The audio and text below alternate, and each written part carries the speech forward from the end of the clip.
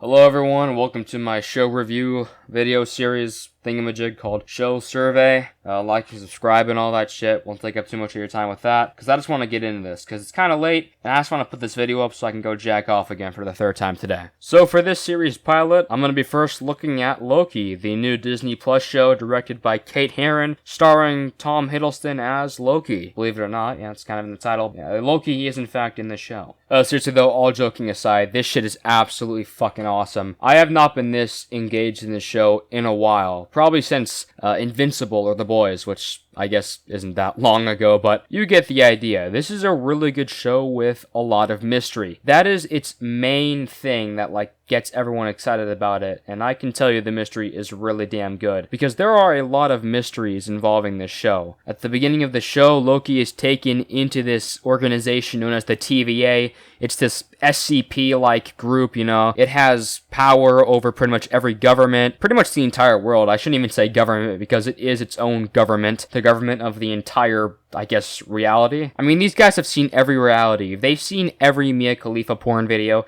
They've seen it all, man. They know everything. They know every possible future in the timeline and all that shit. It's crazy. And Loki is thrust into the limelight of this brand new case involving a variant, which is somebody who breaks the timeline laws. You know, they're a bad boy who deserves a spanking. And by spanking, I mean absolutely fucking erased from existence with these long black dildo taser things. You know, they zap you and you go bye-bye. And because of the nature of the show, it's involving time and time travel and going back in time, going forward in time being this malleable thing, almost this resource to be used for power. There is just so much to it, so much that can be done that you really don't know what's going to happen next. Each episode kind of fucks your mind, depending on the person. I, for one, wasn't really fucked too much until the later episodes, in which case my mind was metaphorically anally fucked and just filled with surprise cum. Metaphorically speaking, of course, I need to reiterate that. Yeah, man, there are a lot of mysteries that are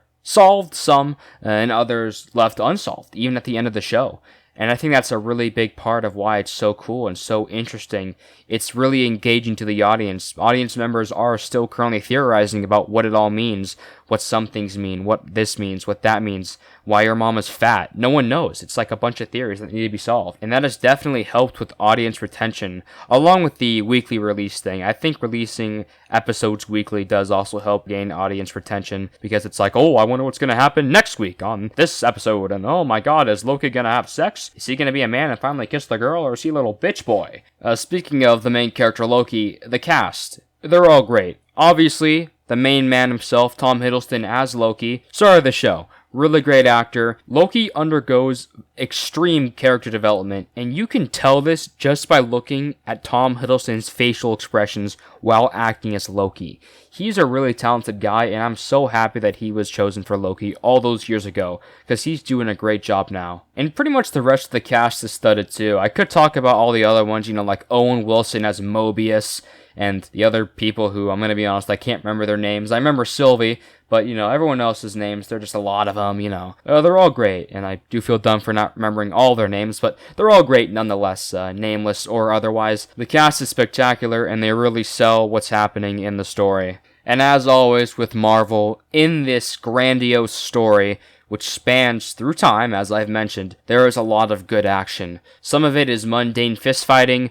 Other times there are giant fucking lasers coming out of giant eldritch abominations, assholes, fucking turning people into dust. Thanos would be shitting himself in some of these moments, which, by the way, just a bit of a minor spoiler, I did like that there was a funny little Easter egg in one of the episodes. I think it was the 5th one. The Thanos copter made an appearance. I thought that was pretty funny. There is literally no other way to describe the action other than epic. It really is just epic at times, and I love it. All of these elements culminate into a great 6-episode experience that you might not forget, because it really is a great TV show. You don't even have to be a Marvel fan to enjoy it. You might need some background knowledge to know Loki's story, I suppose, and what happens in Endgame, but other than that, you can just go in totally, well, somewhat blind, and you can still have a great time. It's a great show. Now, I am going to talk a little bit of spoilers, mostly regarding the end of the series, so if you just want to see my verdict, my final rating of the show, just go to the timestamp that I've marked on the video.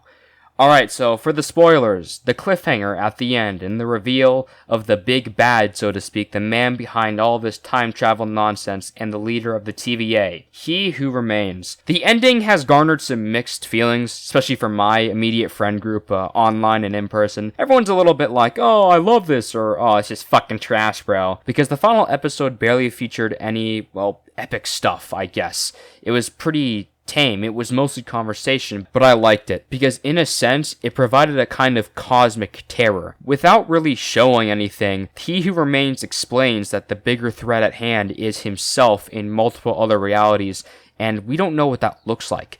But we know that it's massive and that there are so many of them and that they can have catastrophic effects. And, like the show has done for most of its runtime, it fucked with your mind and it fucked you hard because in the end, Sylvie betrays Loki, in a sense, and kind of takes over, kills the He Who Remains present in the Citadel, and, well, things changed, time changed, and things are different at the end, which also reveals, by the way, that there will be a season 2, which I'm excited for.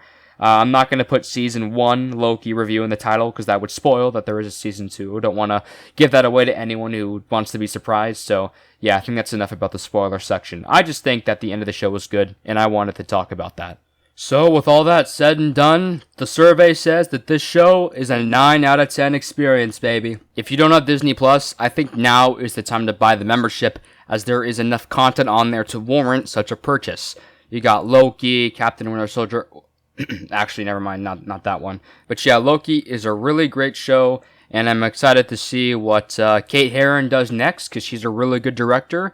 And I'm also excited to see what Tom Hiddleston does next, because they're both great guys. The rest of the cast is great as well. And yeah, I guess that's about it. Thanks for watching. If you haven't done so already, like and subscribe. And I'll see you all in the next one. Peace.